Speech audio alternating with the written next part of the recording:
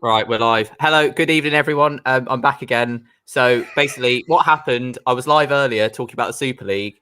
Halfway through the time I was live, it broke. Ed Woodward had resigned, so I kind of just didn't know what to do and got excited. So I'm back. We're back. Ahmed's with me. Do you know what? I cannot believe that we have gone in the space of about 40 minutes from thinking the sport we love is gone to Ed Woodward finally fucking off. How was it? I'm so happy, mate. I'm so happy. You cannot. I cannot express to you the joy on my face right now. The parasite who has ruined our club for 15 years has gone. I am so glad that it's finally happened. It took us this long, and it took his stupid brain an eternity to realize, trying to take us out of what we love the most and deny the fans the opportunity to live their lives and support the team the way they want. He understood that we went too far and finally crossed the line. And once he did, ain't no saving his ass. He's gone, bitch. He's gone. Yes. So happy. Never been so happy in my life. Get in. Fuck him. He's gone. He's gone. Yes. He's gone. Yes. I mean, so Lucas has said, God is giant. MUFC Devil 22 says, let's go. I agree with all this. I feel completely delirious. I feel just like it doesn't feel real. An hour ago, I thought my football club was over. Ed Woodward is gone. He's gone. Oh my God. And I don't mean to get people more excited, but there is rumours coming out tonight from various sources that this could lead to the Glazers relinquishing their ownership over the club. Oh God, please. Please. So I will source this from Mike Keegan from the Daily Mail. He said the collapse at Man United and the Super League may well see the Glazer family relinquish their control of Manchester United. Not only has this Super League been trashed in the water, but this could see the biggest redemption this club has had for 16 years, because all that time with the Glazers, we have been absolutely shat on. They have not funded us at all. They've not invested in anything. Ed Woodward has commercialised the club to the point that you can't recognise it. They stopped caring about us, and they started caring about all they cared about was clicks. Okay, how's this for a click? Ed Woodward resignation letter. I bet that's going to get a lot of clicks, and I bet I mean, in many ways, he'll love that, won't he? It's what he's always wanted. Ed Woodward's resignation letter will get the most clicks out of anything he's ever done in this time. Ahmed, speak to me. My guy, this is what happens when you unite on the same cause, for the good of the game, for the love of football, and the way we love it. Today, the fans win. For once, we, the common man, win this fight. We've beaten the rich bastards. It took us so long, but for once we can celebrate a real victory for football. We're the true winners here. And they are going to piss right off into the next dimension. I don't know what's going to happen to them from there, but to be honest with you, I could not give a toss. It is finally done. The regime that has blighted my club for over 15, 16 years is finally going to disappear. They tried to take us out of something we loved so dearly. Hang on, I've just got to get something. Oh, stick with me, everybody, please. I promise you. Alexi's a busy man. He's trying to do as much as he can. But I promise right now, I have not been this happy for my club. Yes, there it is. The green and gold. For those who sacrificed everything for the 10 years ago to get them out of the club. And I know they fell short then. This one's for them. This one's for the fans who cared not just for the football team and the manager who's running this show right now. This is for them. This is for the players who sacrificed everything, the fans who travel far and wide for our club. Finally, we're getting the justice we deserve, and we're getting our club back the way it used to be. I hope this is the start of a big moment for our club. I really do. I'm just so happy right now. Woo! I know. You know what? Me and Robbie did something earlier, and I really have been upset today because I've been thinking a lot about Jimmy Murphy, about what he did to build the club back up. And do you know what? The way the fans of every single club at Manchester United, at Chelsea, at Manchester City, at Liverpool, at Arsenal, the way those fans at all of these clubs have fought back against this makes me so fucking proud to be a football fan. Yes. We've put all our allegiances aside and we've come together and we've stopped something that would have destroyed everything. And we've realised we have more in common than we think. We have a lot more in common, and it makes me so proud to be a football fan. So proud. We have little influence. We're just people on Twitter, Ahmed. Yes. You know, every fan is just a person on Twitter or a person with a scarf. Yes. But this has changed everything. People said protest wouldn't matter. Chelsea Football Club's fans have almost single-handedly toppled this whole thing. And I am not a fan of Chelsea Football Club. I never have been, for various things that have gone on there. But what their fans have done is incredible. Cam, come in here. Get in, lad. Yes, Cam, my boy. Victory. Yes, Victory. It's our victory today. We've waited so long for this moment, and we're alive to see it. We're alive to see it. I'm not old and frail. Alexi, I'm not old and frail. Neither are you. No. So we're fun. We're young, blood, happy people watching the club come back to us at last. And do you know what's incredible about this? So the chairman of Juventus has resigned. Agnelli's gone, yes. Florentino Perez is very strongly rumoured to have to walk tonight. So that absolutely evil parasite who tried to suck all the life out of football and everything we loved. And last night he stood up on that stage and he was really smug. Mate, you're off to you need a job now, mate, because you have tried to single-handedly take down football and you've taken the bullet for it. And they tried to tell us that fans don't matter. This whole thing of legacy fans. Me and you, Ahmed, apparently are legacy fans. Guess what? Apparently. It's legacy fans 1, Ed Woodward 0. He's gone. He's done. He's in the... Oh, my God. Phil Jones has outlasted Ed Woodward. Alexi. He's been at the club longer than Ed Woodward. I can't believe it, guy. God damn it. Look, tonight is the most historic night in this football club. 99 was great. 2008 was great. Our 30th Premier League title was great. In fact, all of them are great. Every trophy we've won, last-minute winner, all of those moments are pretty much rolled into one tonight. I can't stop scrolling. Like, Alexi, it's unbelievable. It's unbelievable. I can't believe it. I feel completely delirious. From zero to just hero. From an abyss of nothingness to just where we are now. And I feel this is the best thing that's happened for a while to this club, honestly. I'm so happy. I've not been as excited for a moment for someone to leave my club.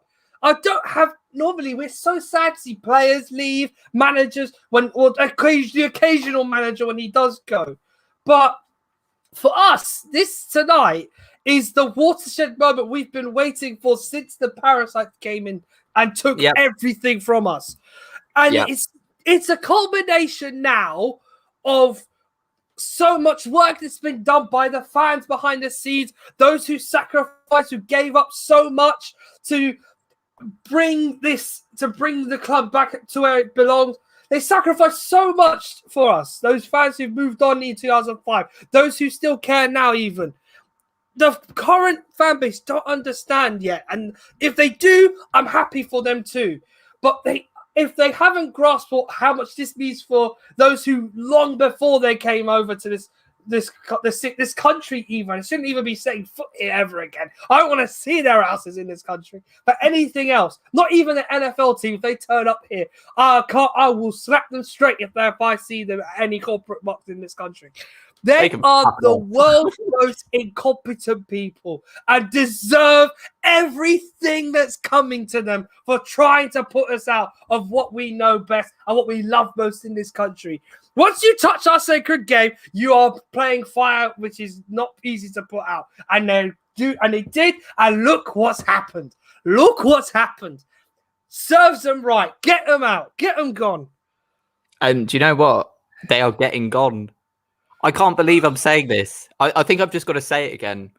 Ed Woodward has resigned as chairman of Manchester United. Manchester United are no longer in the Super League.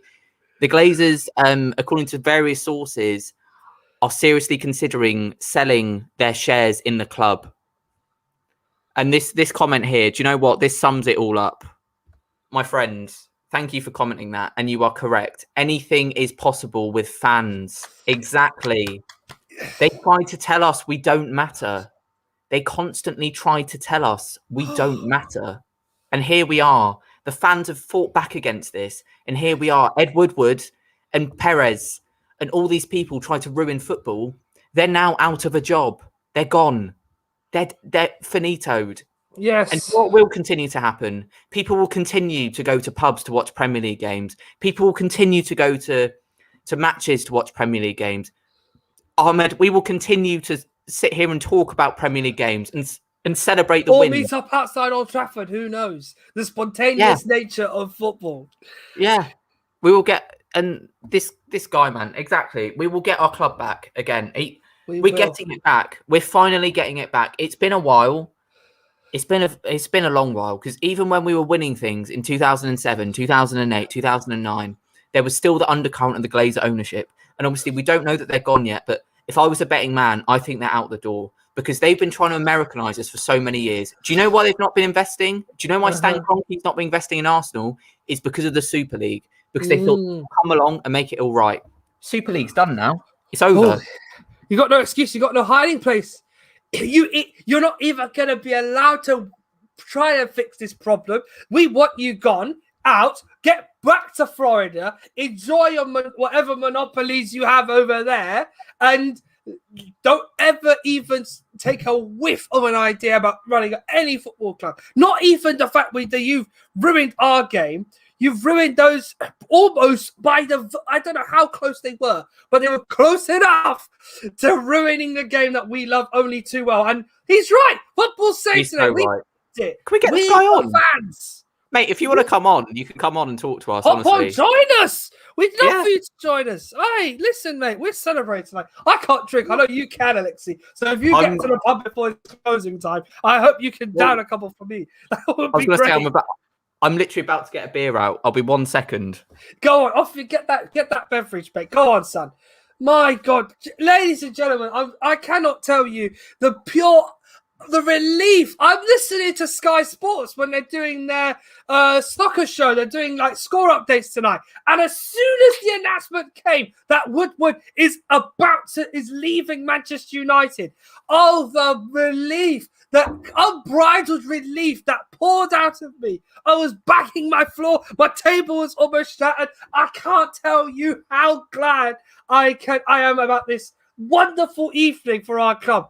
This is the chance we've been waiting for. And at last, we will get the opportunity to finally fulfill the dreams the fans have been seeking for. And once I hope, just to make sure, we hopefully sooner rather than later once we twat Perez in the head a couple of times and tell him what he's really worth, his old bastard head. Once we tell him what his real worth is, I will absolutely lambast him for the work he's done to try and ruin our game. Once he's gone, we can start rebuilding what we've been waiting to rebuild for so long now. And honestly, we deserve this, Alexi. We deserve this. We've been through so much crap. So much crap, Ahmed. We've been through so much crap in the last days. It's just been completely... I've been in shock. I mean, even for the last few years. So a breaking story I have for you now. Yes. It comes from Tom McDermott, who's a journalist. The Glazer family are now more open to the sale of Manchester United. Thank God. Thank God. Thank God. Thank God. Thank God. Thank God. Thank God. Thank God. I'm so happy. So happy. We have a guest. Get us some peeps in. We want you to share this moment with us. Share this glorious moment. Oh, dear. Hello, mate. His mic should hopefully be working. We'd love to hear from you, mate. Oh, God, we're so happy. I hope you are too. Again, everyone's welcome. But, one down, one to go. I hope you can hear us. If you can, please explain how happy you are right now. I've hit my microphone. How happy you are right now at the fact we've just let go of Ed Woodward, or he's gone. The parasite is left. The Glazers are now on the verge of selling our club.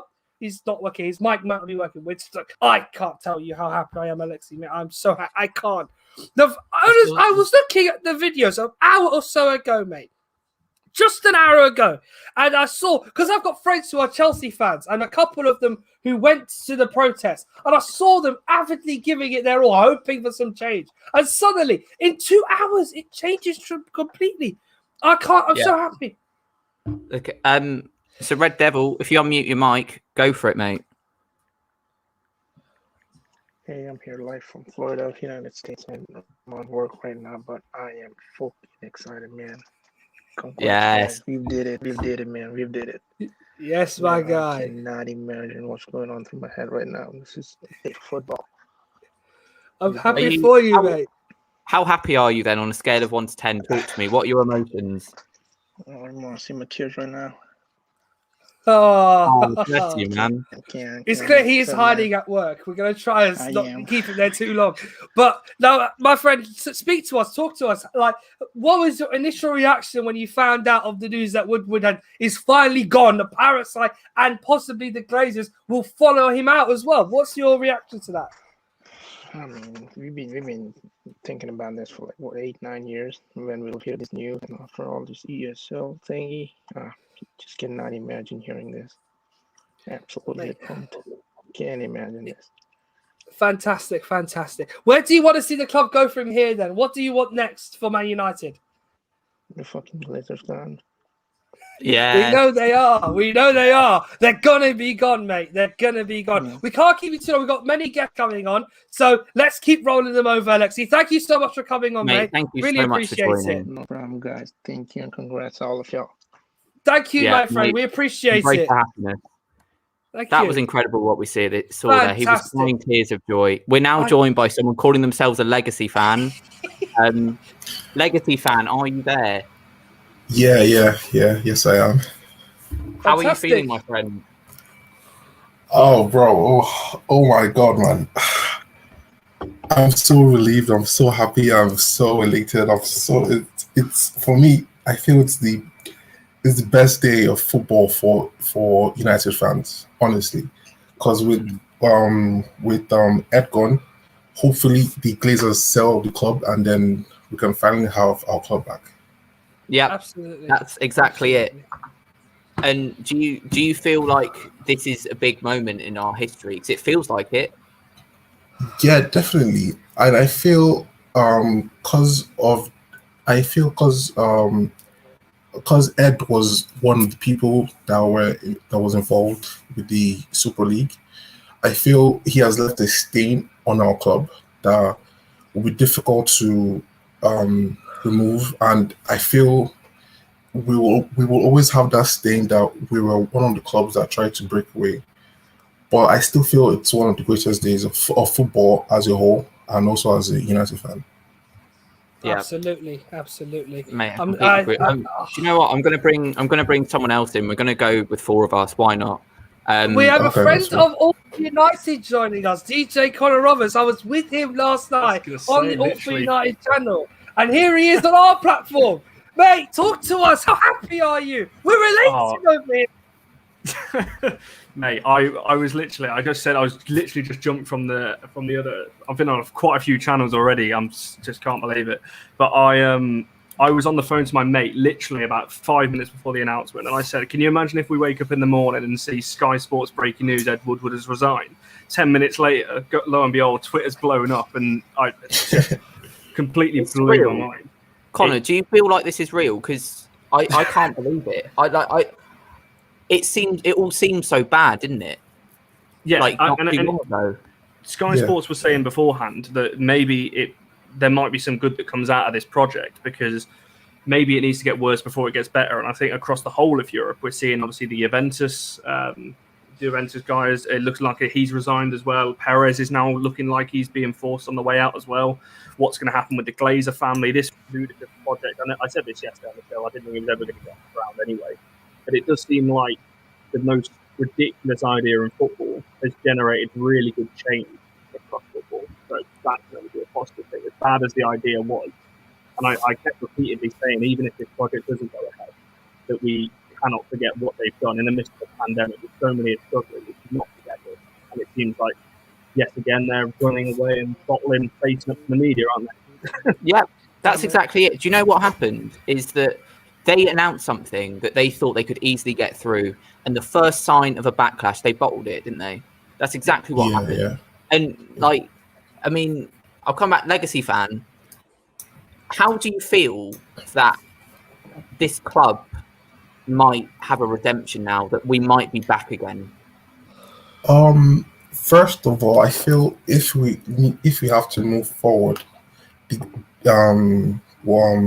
Glazer family have to leave. That's the first thing that has to happen.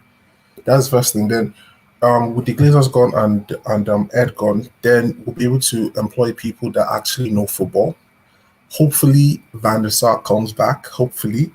Yeah, very good shout. And then we'll have people in the right places that actually know what to do and actually know how to run a proper football club. Hopefully. That's the dream, isn't it? It is the dream. It's all we've been waiting for. Is for one part of the building to fall, and then everything should fall with it. So I personally believe, I agree with you, Van der Sar would be a great appointment. But in the short term, let's just get rid of these lot first, celebrate that like it's the dog's bollocks, and then we start planning. I want to do that first because I haven't done that for a long time. If the Glazers go, I'm having a party and you're all invited. Like, you're all invited to my party. I don't care how much it costs to go to Manchester, I'll go. I can't be asked. I've not been there for a year, Alexi. Any excuse to hug the Trinity statue and celebrate. I was just going to say, the one thing that's really going to, I don't know whether I can swear on this channel, but you're welcome to swear. Do what you want. The one thing that's going to really piss me off, if the Glazers do make a quick run for it, which will be good for the club, if we then get sanctioned, which I'm fully expecting us to do by the Premier League, and they've just got us into this mess and just completely ditched us and run away, like I can imagine them doing. That's going to be that'll be the one negative that comes out of this. I had to throw a negative in there because it's always good. Yeah, it's a small price to pay. Yeah, in the long run, it's a small price to pay. So I said yesterday that sanctions any day. I'd rather us get demoted to the National League if it meant that they got booted out of the club and we completely have a reset. So I'm not bothered about any sanctions that are likely going to come our way, as long as these guys sell up. I couldn't care less. Connor, do you remember a couple of days ago, I think it was 2 nights ago, we were talking on Twitter about this, and it felt like the world was ending, didn't it? Yeah. I was seriously debating letting it go, because if I like I keep saying, I never thought that project was going to go ahead. I just couldn't get behind that idea of what they were trying to do. Like I said, I think that 1 year without fans, and all of a sudden they realise that they're going after the tourism industry and trying to bring that into the football industry and trying to collide those two worlds together and targeting that kind of fan group. So yeah, it was. I seriously was. I mean, hardly slept the last couple of nights. I didn't either. It's crazy 48 hours. I've never seen a project up and down all over the place. Did you have the thing of because I don't know about you, but I was trying to sleep, but it's all I could think about. Yeah, me too. Just scrolling through Twitter, wasn't it? Just looking for any news. Yes. Because it was just so. It was so. I mean, do you know what? This has been the longest 48 hours of my life, because I can't remember what life was like before those 48 hours. I mean, and do you know what this means? That we can watch Man United Leeds on Sunday and it has some meaning again. Yes. Yeah. It's a derby again. It's not a match where we'll be lambasted for money grabbing nonsense or disappearing from the Premier League. We're actually going to be there with, I hope, if the Leeds fans are nice to us, we have a rivalry with them anyway. But I'm sure they'll appreciate that the players, the coaching staff, they all turn up there, are there for one reason and one reason only: to be there to earn the right to play in Europe's top competition next season. And I can't tell you how gleeful I have been. I'm still high, guys. I'm still high. I haven't come down since the announcement came. You know and what? It's been an hour. I feel. I was literally thinking, like when he was talking, then I literally could cry with happiness. I'm not even joking because Yeah. I felt so low the last couple of days about the fact this Yes. club could go down the pan. Like, so I can't tell you how low it's made me feel. And What was he the saying? fact- Life before Sunday. Life before Sunday was like this. I don't hear anything. We don't hear anything about the ESL. I've gone to play football on Sunday evening, and as soon as I look on Twitter, I find this. The 12 top clubs are going to join Super League. Really? Now, okay, I'm going to see who's got the balls to do this. 11:30 comes up, and then suddenly, yeah, we're serious. We're going to actually fucking do this. And then as soon as they make it happen, as Alexi said, I came home that night, and my brain has never felt so flat in my time as a human being. I've been flatter as a Man United fan, as a human being. I thought my life that I know of, the one life I know of as a football fan, has been taken away from me. They're going to take away my I've got livelihood. some breaking news. Yes, please. More of this. What? Okay, so Ed Woodward will be staying at Manchester United until December 2021 before stepping down. But Until when? December the end of the year, 2021. and the end of the calendar year, basically. Oh. Okay. Okay, Let's not. as long as he doesn't mess up Sancho's deal, I'm fine with that. Exactly. Yeah, because we're not too sure what that means. Because whether that's a bedding in period, whether they throughout the summer now, there's obviously going to be a reshuffling depending on what happens with the owners. So whether that might be a good thing. Guys, I've got more news. So it's emerged. He was due to step down in December 2021, but this was brought forward due to the likelihood of it being leaked. It is not related to ESL, and he leaves on amicable terms with the owners. I mean, still, let's not let this get ahead of us, boys. I still think, and I'm standing by what I say here, I still think it is related to this attempt to break us away from the Premier League. I still believe it's because of the fact that the Glazers as well, who I am expecting they have to start considering upping sticks and getting the hell out of here. I still think that they're going to have to get out of there soon. I still believe that Edward is basically leaving of his own accord just because he was a safe face and not have to be lynched out by our fans. We would have been, if we were allowed to, I know locals around Manchester would, if we were allowed to, we'd have broken through, because I can understand it's barriered off near the Munich tunnel. We'd have raided the offices and tossed him out ourselves. That would have been the most perfect thing to do. Or in London, we've got a lot of our friends here. They could have done it for us. Any excuse, get him out now. Just gone. I don't think it's good for him to be here to the end of the year. But as long as you said, Connor, he doesn't mess things up in between now and when he does leave, it's a bit like, do you remember, right, this is a bit of a more depressing note. Do you guys remember Brexit? Obviously. Oh. Do you remember when David Cameron said he was staying on for another 4 months and he was gone in like 2 weeks? It feels like a kind of thing of like, they say they're going to stay on for longer, but he'll be replaced soon, I think, won't he? I want to come, Legacy fan, who is this like the most, I don't know what to say, I'm just so kind of deliriously happy. I mean, is this the most optimistic you've felt for quite a long time about? Yeah. I haven't felt this happy about the club in a very, very long time. I think since Jose was sacked, I haven't felt this happy. I think for the future of our club and for the future of football, I feel this is a really good day for all of us. I didn't think anything was going to top when the fax machine broke with the Gea. I didn't think that was ever going to get topped in terms of United fans. But I mean, today, that's going to be. Go on, sorry. This last hour or so has been one big fax machine, hasn't it? It has. You're practically the fax machine, Alex, at this point. You are feeding us this news. It's a grapevine of sweet nectar. That's all we've been asking for. Oh, mate, I'm so happy. So I'm just thinking about what this means now. So we're back at games next season because of COVID. Are we as a football club back to normal now? What do we expect to happen in terms of sanctions? Do you think we're going to get punished? Do you think we're not going to get punished? Do you think the owners or the chairman leaving will help us not get punished? What do you guys? I'll go to Ahmed first, and then we'll just rotate round. Ahmed, what do you think? For me, well, yeah. As much as I'd like for us to get off scot-free and not have to pay a single penny, yeah, I do see us having a few penalties.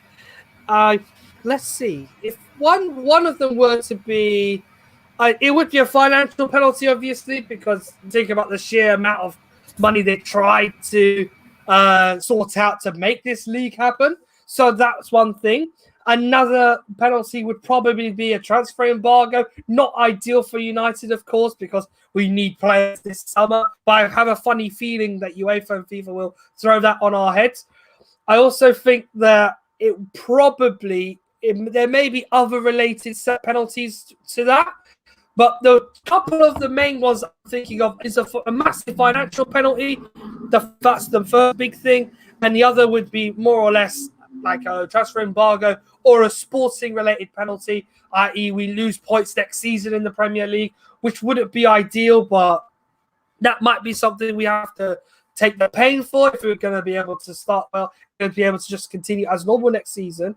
Also, I don't know. As long as because for me this season was more about just getting the Champions League sorted and winning the Europa League after missing out in the group stages. We're in the semi-finals of that now, and I'm hoping that because we're relenting, I'm hoping because that we're relenting now. There's an opportunity for us to kick on the pitch and get that job done, and we'll see what happens afterwards.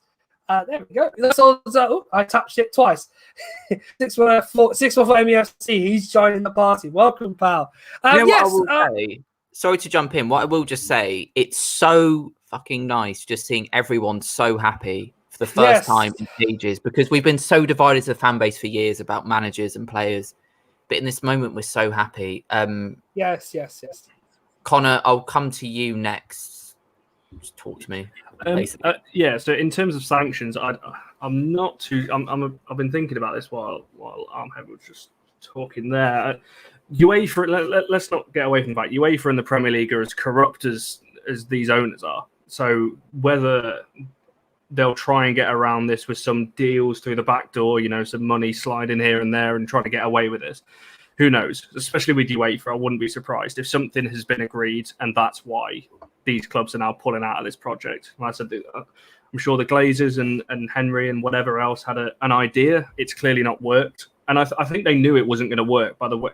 It was supposed to come out. It got leaked Sunday morning, but the announcement kept getting pushed back and pushed back and pushed back. And part of me thinks the reason for that is because they knew the backlash they were getting, and they probably spoke to UEFA Sunday morning and the backlash they got.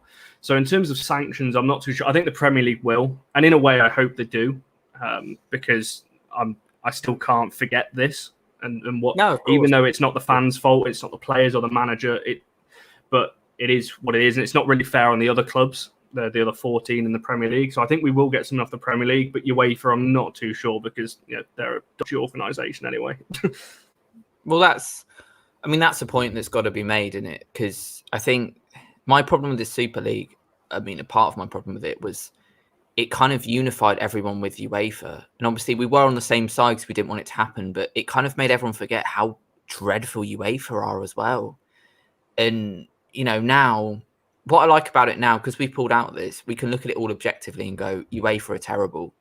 They've done some terrible things. I'm not going to talk about this now because we're on a high, but the new Champions League format's pretty crap. Legacy fan, talk to me. How are you feeling? For sanctions, I would like to see us be sanctioned heavily, honestly. Yeah. Because I feel that's the only way to punish these owners and these clubs. And also, I also want to see like all the owners, everyone involved in creating this breakaway be punished somehow, or be forced to leave their clubs. Every single one of them.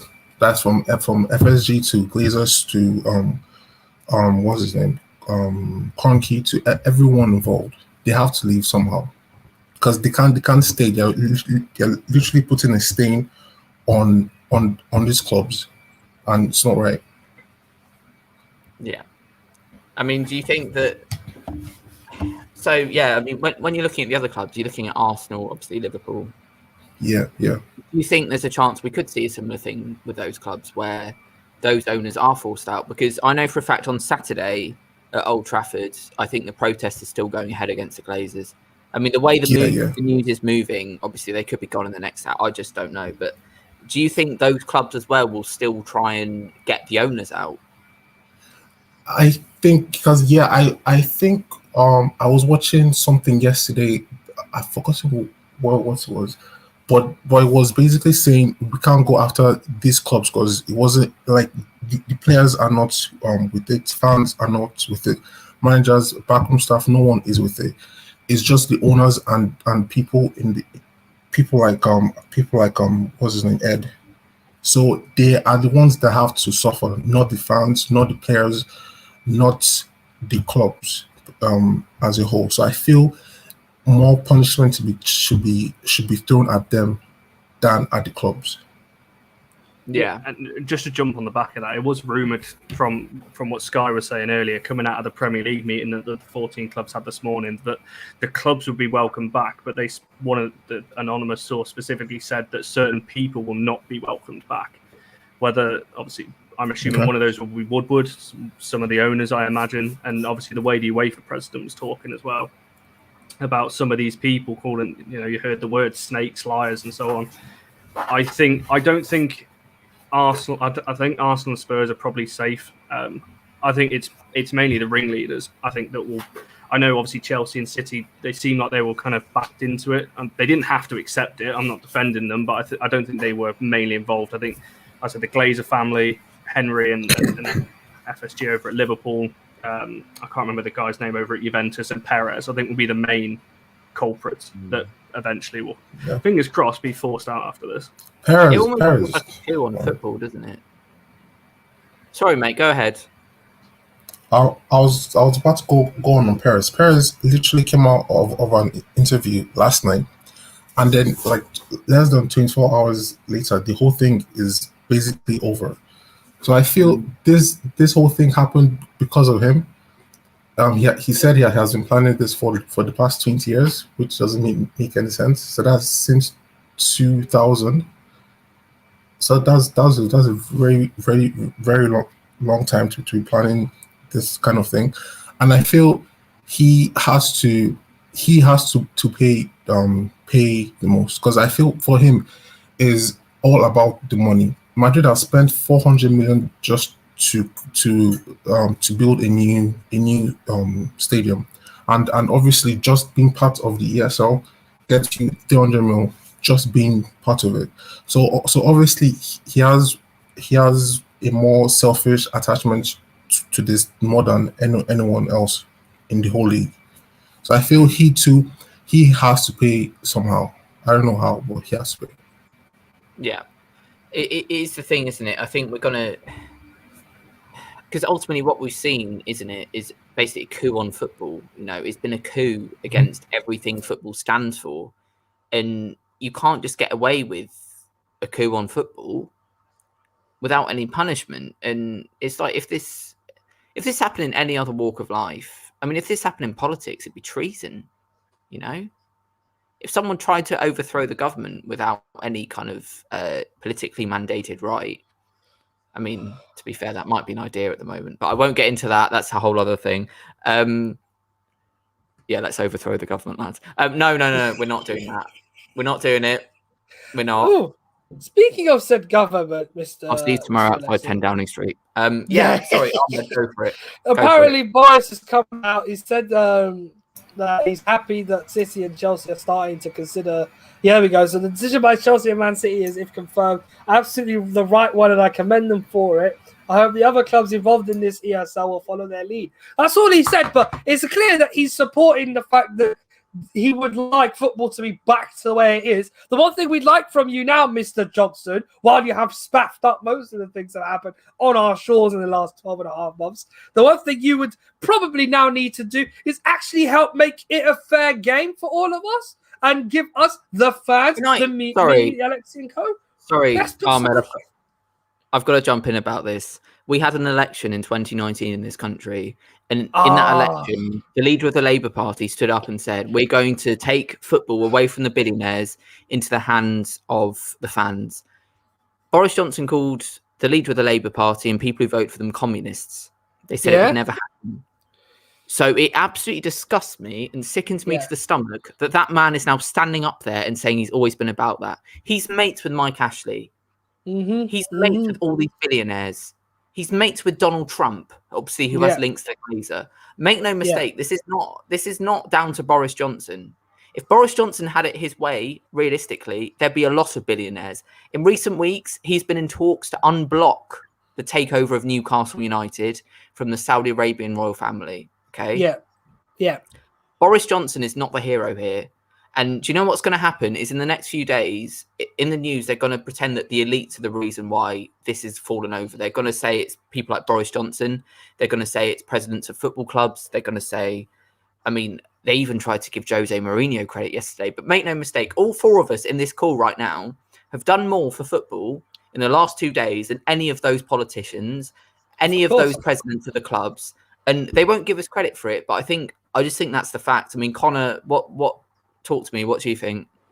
Yeah, I think the only thing I will commend them for is how quickly, and this is not just Boris, this is everyone. Keir Starmer and the whole of the UK House of Parliament or whatever, how quickly they reacted to it, because it does seem like it did put pressure on them. And I go back to what I said before. I don't think they took. I'm talking like the main founders of this project. I don't think they took that into account. I don't think they expected. I think they expected some backlash, but I don't think from fans. But I don't think they expected all the federations, the governments, of not just UK, over in Italy, and in some parts of Spain, to fight back against this. So that's the only thing I will say on that. I think that the pressure from everybody. I've never seen anything like this where the government, football fans, every association has been against the royal family as well. Project.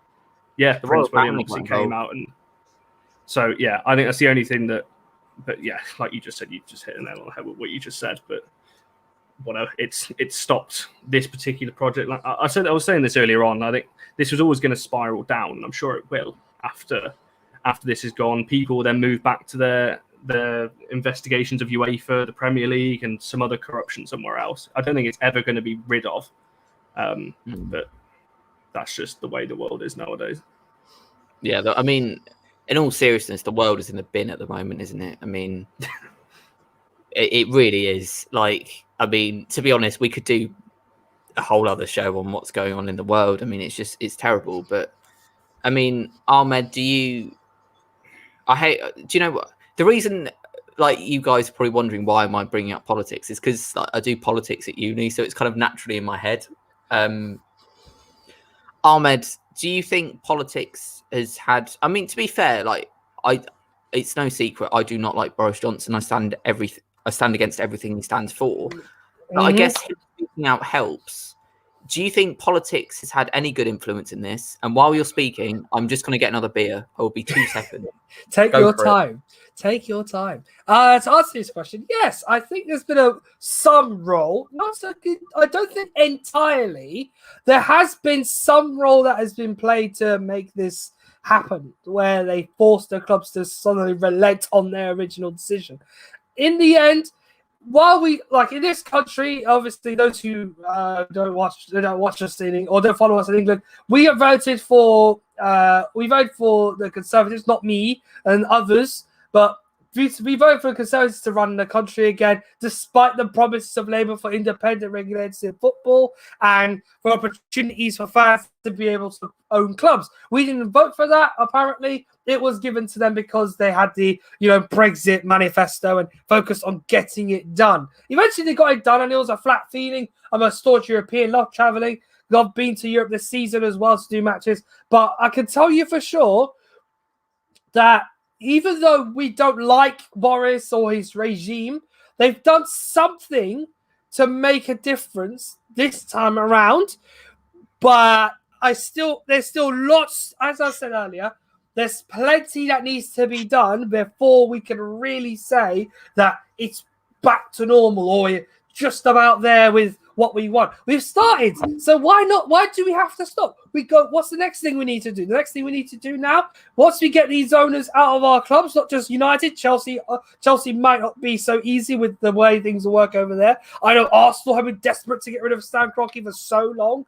You've got that to take into consideration. I don't think Man City is going to be too much of a worry. Fans are too happy with the people there. It's just a case of telling them, don't do this kind of thing again. You already have enough riches. Just do what you're doing now. Keep investing in a team and you'll win trophies again. Like now, I think for us, it's the Liverpool. I don't know. We'll see what happens with them. They have a sketchy relationship with their fans to mend as well. But for us, the politics in this country, while we don't like it, we don't always take too kindly to it, have been a part in the process of this being successful. Not entirely. Again, we all in agreement that it's all us, all fans. No one else really helped here. And it was thanks predominantly, obviously, to Chelsea and the worldwide reaction to this news that I believe we've managed to win this battle tonight. Legacy fan, what's your thoughts? I'm not really sure, to be honest. Blaise, you're talking about what's his name, Boris, yeah? Yeah. Yeah. We're talking about Boris Johnson. Okay. So I just saw on my timeline about how he was instrumental in the Super League being dismantled. I honestly don't believe that. I feel he's going to take most of the credit for it. Yeah. But honestly, if he has to claim credit for the league being dismantled, I honestly do not care, because it's for the good of football. So yeah, I mean, I get your point. I do just the problem. Sorry, we're going into this now. I've decided we're just doing it. That's fine. That's fine. So, the problem with this is I obviously don't know what you guys think, and I don't expect you to agree with everything I'm about to say. You can have different views. This isn't me saying you can't. My problem with this is someone like Boris Johnson has posed as someone who speaks to the working classes for years, and he hasn't. All of his policies have gone against the working classes. Everything he's done in his career has gone against the working classes. He said Brexit would help the fishermen. It didn't. It didn't at all. Loads of fishermen have gone bust. And I just worry with this. I'm obviously glad. I can't tell you how happy I am that all of this has happened. But this isn't because of Boris Johnson. This is because of fans. Chelsea buckled when fans turned up outside their stadium, right? I just make no mistake when it comes down to it. Obviously, you guys can disagree. I'm more than welcome for you to jump in when you want and disagree if you do disagree. Boris Johnson had a chance in the election last year to speak out against billionaires like Mike Ashley and owners of football teams, and he didn't. Because the other side to him was speaking out against them, okay? So if he wasn't speaking out then against billionaires, why is it suddenly now he's kind of had this thing of speaking out against this Super League? Now, right now, I'm just going to welcome you all to just jump in, because I don't want to just feel like this is just my opinion being forced on all of you. I want you to say your opinion. So, Connor, I'll just come to you first. Like, what do you think? I agree with what you said. I think the only thing I slightly disagree with was I don't think this was the Chelsea fans, because Abramovich didn't just make this decision today, or certainly not, because the Chelsea fans were out there for about an hour and then the announcement came out. I don't think Abramovich made that decision that quick. I might be wrong. He might have done. I don't know. Obviously, I don't know the guy, so he might have made that decision that quick. But I think from Chelsea and City point of view, I think after the meeting, the Premier League meeting this morning, after what UEFA said this morning as well and yesterday, I think that probably had a part to play. And I'm sure they were all calling each other and discussing whether this was the right thing. I think fans have definitely had a part to play in this for sure. Like international. I'm going to call it international because it was. It's been all over the world, the way this has been received. It's all been united in one response. So I definitely think fans have had a part to play, but the only thing I would slightly disagree with is I don't think what happened today outside Stamford Bridge made the final decision. I think it might have been made a bit earlier than that. So do you think, I mean, I get where you're coming from because a lot of people have said this. Do you think City and Chelsea joined and then they went, shit, we shouldn't have joined? Is that what do you think happened really? And they were always going to drop out? Potentially. I think a lot of the stories are coming out saying that they didn't really want to join. I'm not buying that because if you didn't want to join, just say no. It's not hard. They weren't forced into this. So I'm not buying that they were pressured in or anything like that. I like I said before, I think they expected a backlash from certain fans. I don't think they expected it to be this big. I don't think they expected the Premier League to step in and say, well, the statement this morning was pretty strong from the Premier League. It pretty much, if you read between the lines, it pretty much was, you go ahead with this, you're going to be kicked out of the Premier League. Yeah. So I think that statement definitely had something to do with it. Obviously, UEFA, they came out and made a statement yesterday, and this morning they came out and stood by that again, similar to the Premier League. If you carry on with this, you will be banned immediately, they said, from the competitions. So I think that's what really, put the nail in the coffin for City and Chelsea in particular. Maybe obviously they're looking at the Champions League. They play next week, as do we, obviously in Europa League. Well, so whether that was a driving force, mate, I completely agree with you. And do you know what I think as well? I think I said this yesterday. What I've never understood about the City thing is, I'm sure you guys have seen near the Etihad, right? Because I have to walk past there sometimes to go to the doctors because my doctor's is unfortunately near there. City have built so much infrastructure in Manchester. There's there's training campuses. There's little football pitches. There's hotels. I mean, my mates go to uni there to do their course. If you go to where the Manchester City Stadium is, it's like a village. It's a football village, which you can't say about Old Trafford because of our owners. So it just made no sense to me why Manchester City would just leave English football. Yeah, I'm not a fan of the City owners or Abramovich, but let's not get it wrong. They want what's best for their club, which is completely different to ours. Man City want to be it's slightly different models. The Glazer family want to make money off Manchester United by using Manchester United as the brand and selling that rather than being the best team in the world and winning everything. Man City and Abramovich have got different ideas. They want to be the most richest club in the world by winning absolutely everything. Hence, you see the kind of money. I'm not saying that's right, but at least that's why you see the kind of spending money that they've got and why you see the facilities like you just mentioned that they've got over at the Etihad. Yeah, exactly. The money's gone into the facilities. So the difference between right, this is going to sound really strange because I'm not defending the City owners, but Connor, I think you get what I'm getting at here. The difference between, like you just said, between the City owners and our owners is their owners actually care about the progression of their club. And that's not saying they're morally right because they're not. The City owners are not morally right. But look at, so we were talking the other day, right? Last time you went to Old Trafford, very, very soon before it all came to an end was the League Cup game, right? So when you go in, I mean, I noticed this a lot. It's very old-fashioned, isn't it? All of it. The toilets. Talk to me about the toilets, for God's sake. I don't go. I've been once. Funny enough, the last game I went to Old Trafford was when we lost 3-1 at home to City in the Carabao Cup. And it was that your last game, guys? Mine was the Europa League game against Bruges. It was when we won 5-1. Thankfully I've never used the toilets at Old Trafford except once when I really needed it. Honestly, outside of that, I've actually managed to go to Old Trafford and relent using the lavatories there until I get to the train station to go out and let it off there because it's so unsanitary over there. Oh man, honestly, if you go in at half time, right, and want to go to the toilet, it's I don't want to swear, but it's carnage. Yeah, you go in and everyone's crushed together, but it's 1970s toilets. I know this is a really crazy thing to be talking about, but I feel it's relevant because it talks about how the Glazers haven't invested. Yeah. Have any of you ever been to a game at the Etihad? Because I haven't, so I can't speak for the Etihad. No, I've never been there yet. I might end up there one day, but not yet. So No, I'm assuming, Connor, go on. No, I was just going to say, it's not just the toilet, the whole infrastructure. I mean, you go up to, I don't know where you sit when you go, but you go up to the second tier, especially on the East Stand.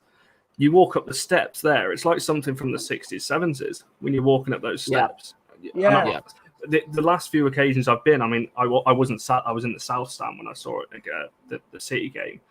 But walking, it does actually put me on edge a little bit when you're walking up and you feel the structure. I know it's obviously safe and everything like that, but it doesn't feel right at all. And you obviously see the stadium leaking and everything else. It's really outdated for its time. Honestly, I completely get what you mean. Like I've had times where I've been walking up, or like I remember I was in the Stretford End for United Brighton last season. Fairly pointless game. I think we won 3-1, but the roof started shaking, and I was thinking, ooh.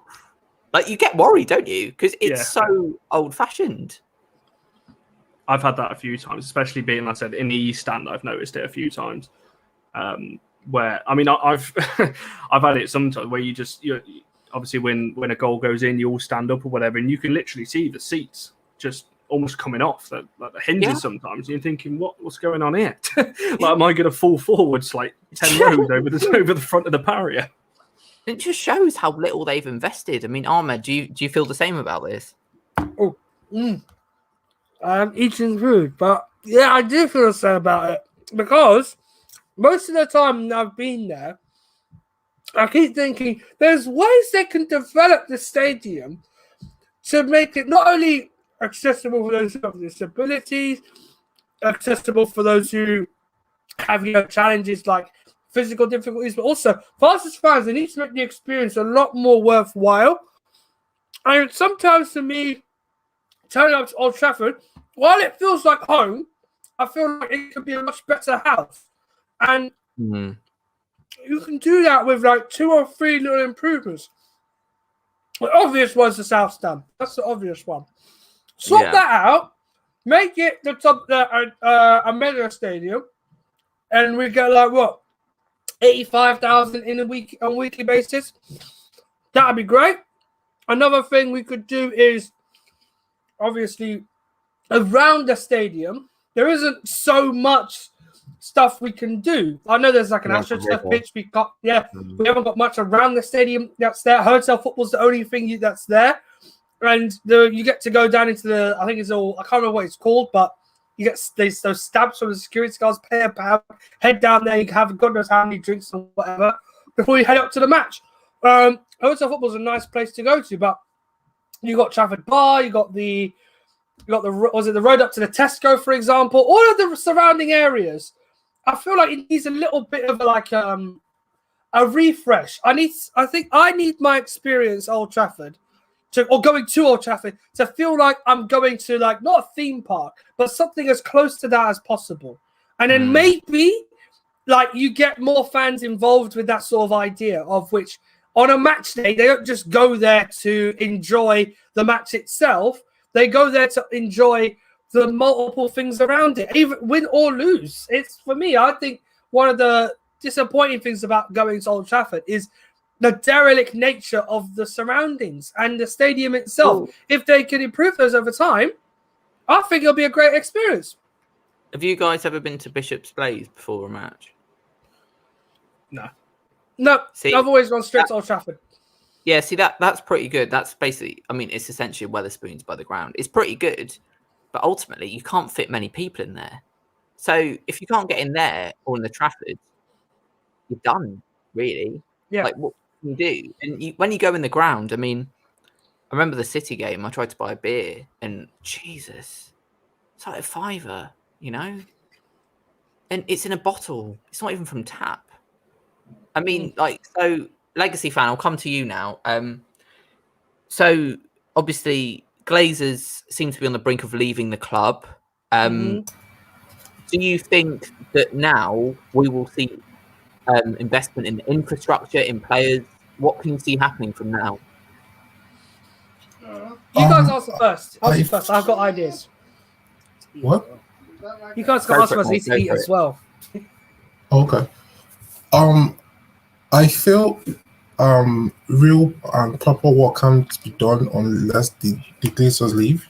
Because even if someone else comes in like Van der Sar or or someone else, I feel don't have the power to be able to make reasonable changes to the transfer to the stadium, like you said, onto meaningful things like basically what City and Chelsea are doing.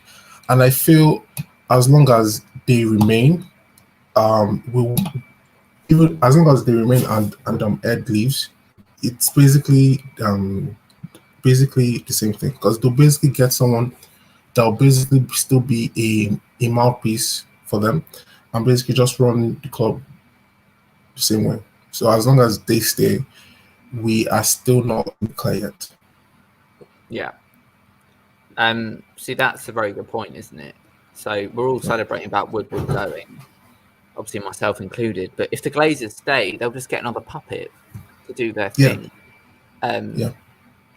So do you? I mean, it's a bit of a stupid question because I presume the answer is yes. But I mean, so you think the only way anything can really change is the Glazers going, right?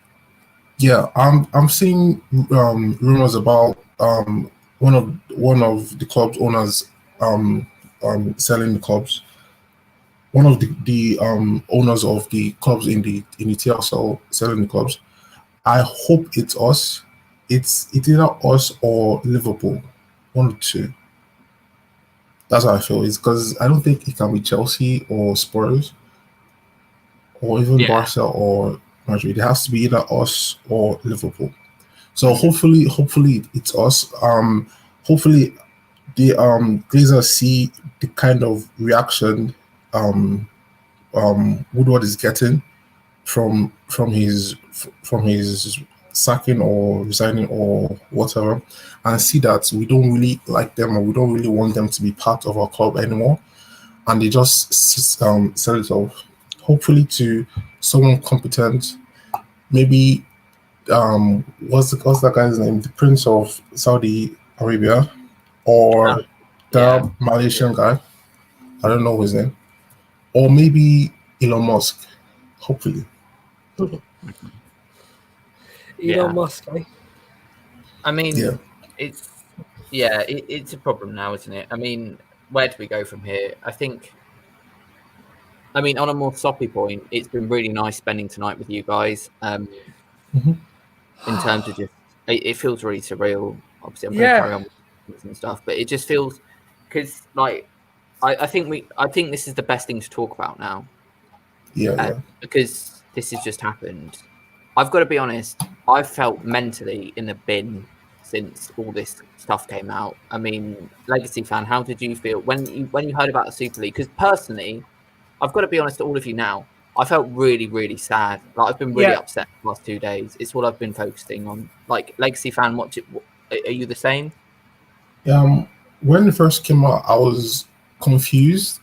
I didn't know how to feel, because I was like, because United were connected with it, obviously, and I didn't know how to feel because it's United, and I have to support United. I have to be with United no matter what. So I was confused at first, but then I'm sorry, Legacy fan. I have to interrupt you. The Parasite has spoken, and a statement has come out by Manchester United in regards to the resignation of Ed Woodward. He says the following. I'm speaking over the United Report Twitter feed. I hate this. I hate to read this, but this is what he says. I am extremely proud to have served Manchester United, and it has been an honour to work for the greatest football club for the last 16 years. The club is well positioned for the future, and it will be difficult to walk away at the end of the year. Yes, that confirms he will finish the calendar year before leaving the club. He says also, I will treasure the memories from my time at Old Trafford during a period when we won the Europa League, the FA Cup and EFL Cup. I am proud of the regeneration of the club's culture and the return to the Man United way of play. Oh, so much drivel. It's ridiculous. That's an official statement, by the way, by Manchester United as of a few minutes ago.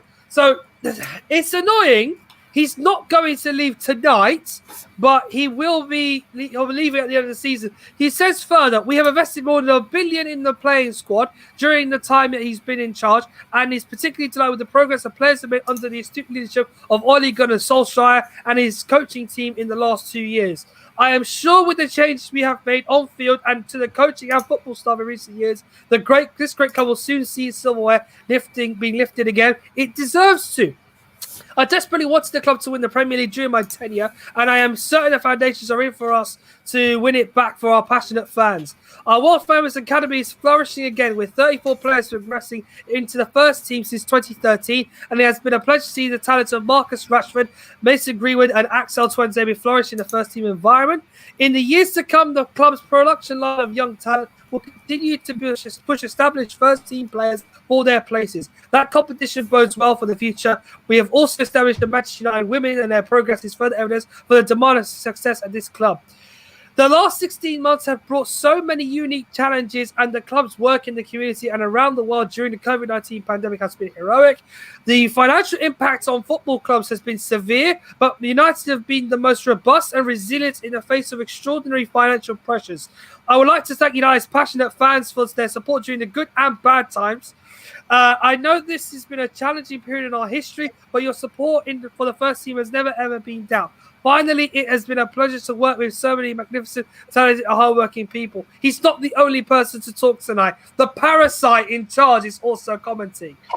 Said parasite has added a brief statement at the end of the of Woodward's statement, saying the following: Ed Woodward has served the club with great distinction. On behalf of everyone at United, I would like to place on hold our sincere thanks for his tireless work and dedication. His contribution to the club has been massive. He will always be welcome at Old Trafford as a part of the Man United family. I just read Joel Glazer doesn't even come to Old Trafford. Why is Ed Woodward welcome back there? Do you know what, though, guys? Yes. I do feel quite emotional about this. I feel so happy that, I feel like I could cry right now. It just feels. Man. Honestly, though, it just feels so surreal that this man is gone. You know, he's gone. I feel so I don't know how to express what I'm feeling. I wish the fans were there. I wish the fans were there. Yeah, can you imagine the atmosphere at our next home game? I think it's the Europa League, isn't it, next week? That would have been incredible. That would have been fantastic. I don't care how broke I am, I'd find a way to get to Old Trafford, hook or by crook. That we deserve this. We deserve this. Obviously, it's flawed. Annoyingly, it's quite flawed. How many years has it been there? It's been there since 2013. Yeah, 8 years. 8 years. And it's coincided when we've been crap, hasn't it? Basically. Yeah, pretty much. Yeah, that's true. It's the biggest downgrade in football. David Gill to Ed Woodward. I mean, if you can find me a bigger downgrade, by all means, but I can't think of one. Exactly, mate. Would you guys take David Gill back? Of course. Of course. Do you know how good he was for Man United when he was chief executive all those years, or helping himself and Ferguson, despite the Glazers' ineptitude and inability to help our first team flourish further, especially after we sold Cristiano Ronaldo in 2009. Him and Ferguson together have worked tirelessly, not just on transfers, but also on keeping talent that we can nurture or top class talent such as the likes of Rooney, Carrick, and so on. Just to name a few, Ferdinand even. They both played parts together. I'd love in bringing Man United back up to the top of the league in that mid-2000 period when we weren't winning everything. This we can sort of hope for if we do bring him back into the fold. Could happen with Ole Solskjaer. In fact, one day I ran into him outside. This is a true story, no word of a lie. I used to do university at Wembley Stadium. Alexi will know what I'm talking about. But in the year that I was there, I used to see so many top football people, agents, chief executives, chairman, all visiting the stadium while we're like doing our studies and everything. And most of the time, you don't talk to them because they could be doing anything and everything while talking to like FA officials up in the level above at Wembley Stadium. So you'll be surprised to know. One day I saw David Gill out in the open, and he's just on his phone, and I can overhear him talking about financial fair play, talking about the Champions League, and what can we do to make it amicable for clubs. I never spoke to him that day, but I listened to what he was saying, and I took so much away from him, from just him talking to someone on the phone. This is a man who understands football, who understands our club because of how long he was there for and how hard he worked with Sir Alex to bring us back up to the level we were expected to be at in the mid-millennium. To have him back at United now, I don't think Van der Sar's going to hurry out of Ajax, not because I don't want him to come. I just think he's very happy there. He recently extended his contract as well, so that might not happen. He might be the only person I see coming back to Old Trafford to help bring United back up to where they need to be. It's my opinion, but sometimes you never know. Funny things happen in football. I do think there's a possibility if he's able to, with Solskjaer in charge, and he probably knows the skill very well, there may be something in the pipework there. I don't know, but I'm just completely speculating at this point. Yeah, I mean, it is a possibility because obviously when Ollie came in, I mean, God, do you know what's really nice? Just being able to talk about Ollie again. It feels like ages. Yes.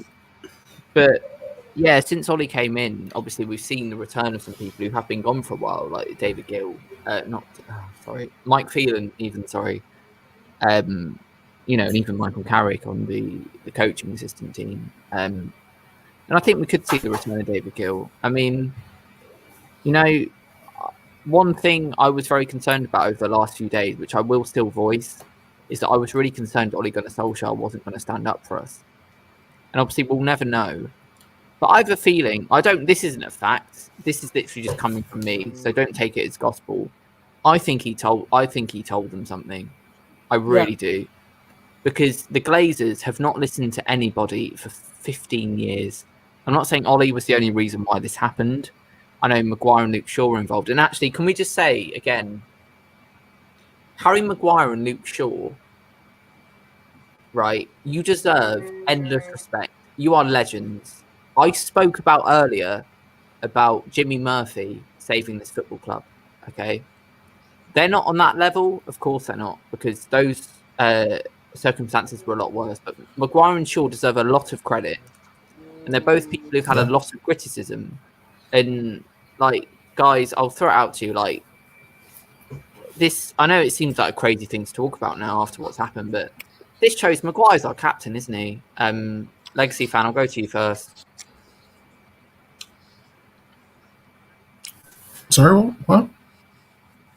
Do you think, everything that's gone on, and how Maguire stood up for us, it shows he's our captain, isn't it? And Yeah. I was really, after all the criticism he has been through since he came in last season, right? After everything he has been through and how everyone has said that he doesn't deserve to be our captain, I feel what he and Shaw did today really proves that he deserves to be our captain. I know he came from Leicester, but the way he has been acting for the past couple of weeks, he's United through and through.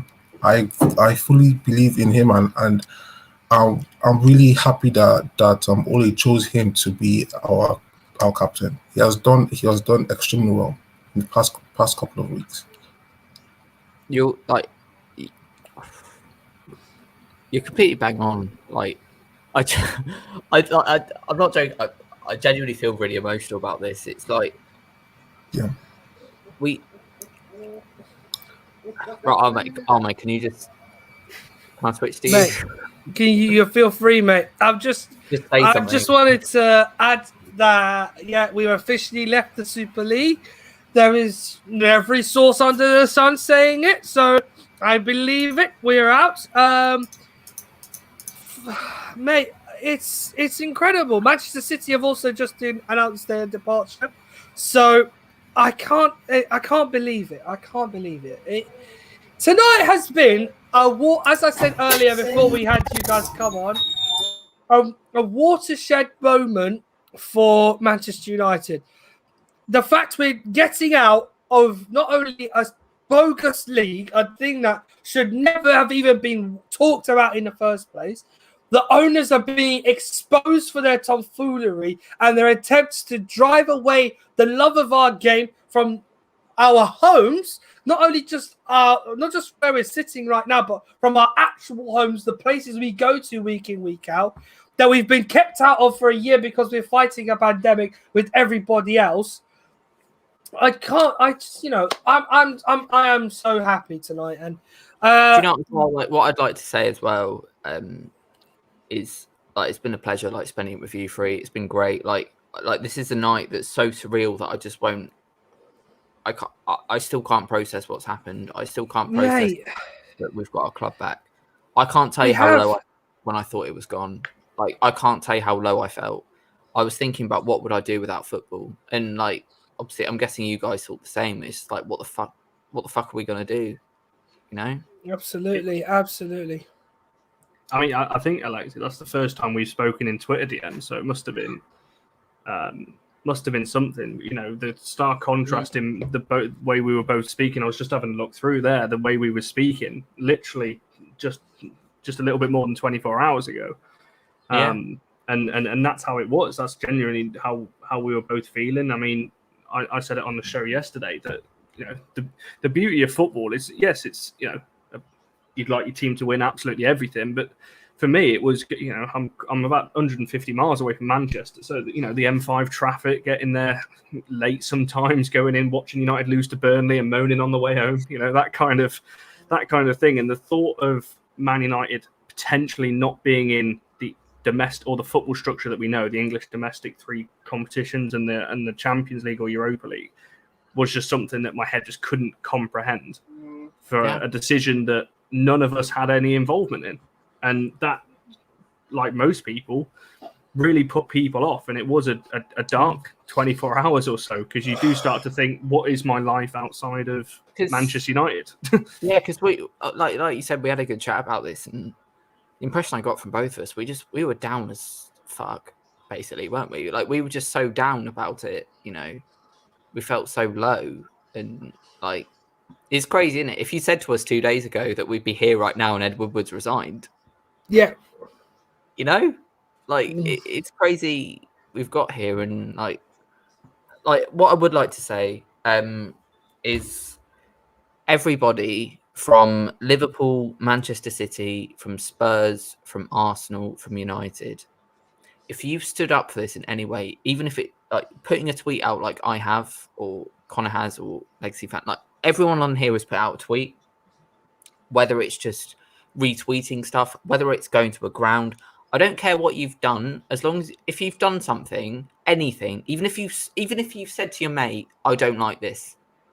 If you just said something against this in the last few days, I have so much respect for you. Like, so much. Because it just shows that we have such unity as fans.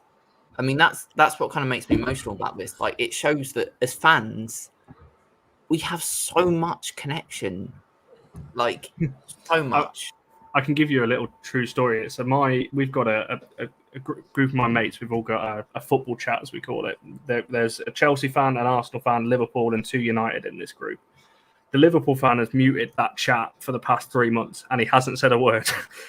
This was that bad. He actually unmuted the chat, and he came back in Sunday night and has been with us all, like we all have. Every fan group, as social media has shown, has been united against us. That's the one positive. Obviously, and Woodward leaving as well, but that's been the one positive, that if football needs to make a change on something, it's proven. You can unite together against it.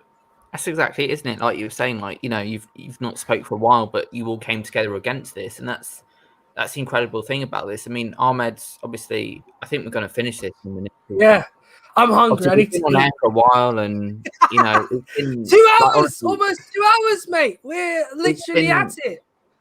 It's been incredible. Like, I can't describe this night. It's just been surreal. Yeah, I'm very happy next is Man United to be sold to Richmond. Yeah. I mean, Yes. yeah, we've got to make sure that, you know, when the Yeah. club does get sold, we get sold to people who are morally adequate. But, well, right, I'm just going to go, right, so what I'm going to do now, we're going to end this soon because it's been a long stream, but obviously it's been a fucking wild night. Good Lord. I'm going to go What a to night. every single one of you. Ahmed, quickly go, summary, how are you feeling? Mate, thank you very much, everyone, for tuning in, and Alexi for hosting this. Literally, this is the most historic night United have waited for. Fans of us, fans of any club who have been, you know, worried about parasite owners. Your time, I'm sure, I'm hoping for you, it will come. Those Arsenal fans, those Liverpool fans, your time will come. Your time will happen, and it will be the day when they start to make the moves and start shifting their stuff out of that club that you support, that club you give up your time, your blood, your sweat, your tears for. Once they are gone, then you'll be as happy as we are. Tonight, we are just starting, hopefully, the revolution of this game for the betterment of fans everywhere. And as long as we stay united in this front and keep going, even after tonight, we've only won one match.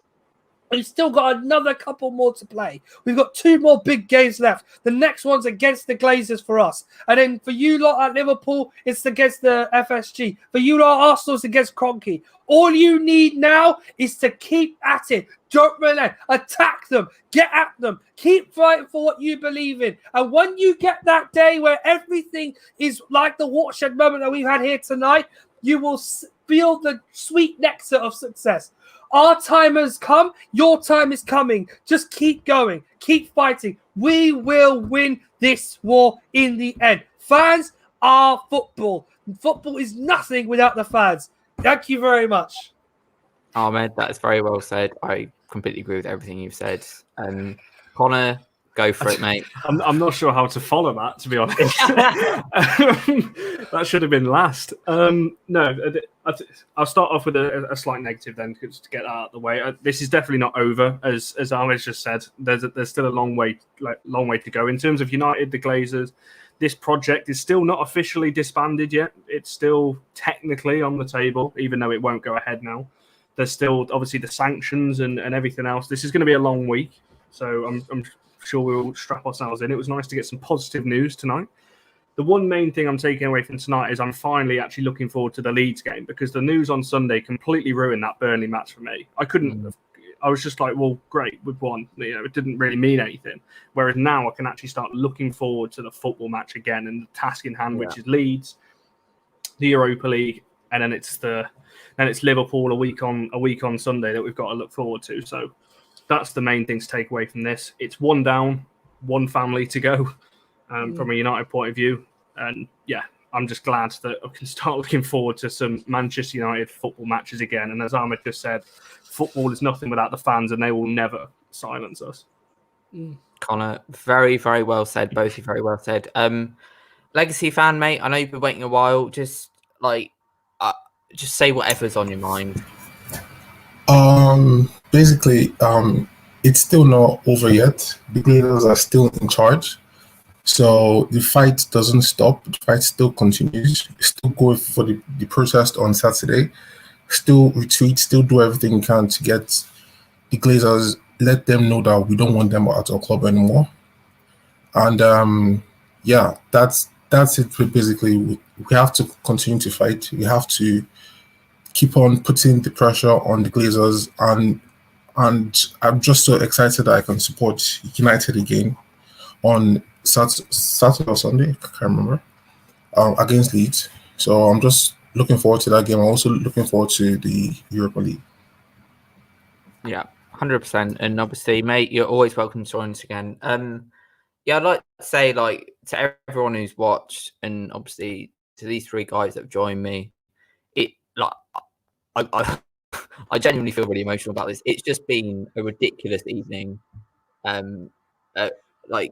really ridiculous evening. You know, I'm just looking through the comments. It's just been incredible. But it's been really nice spending it with you 3. You know, I think we've all had a really nice chat about all of this. It's been really great. I thank all of you 3 for joining the channel on this. And do you know what? Like, a couple of days ago, I thought football was done. In fact, I'm saying a couple of hours ago, I thought it was done. But it's back now. And we'll be back. We'll be talking about this again. And we'll be back at games. We'll be back at pubs watching games. But do you know what I'd say is that my final parting point on this stream is they called us legacy fans. But when you look at it now, what's the legacy that Ed Woodward and Florentino Perez have left behind? Good night, everyone.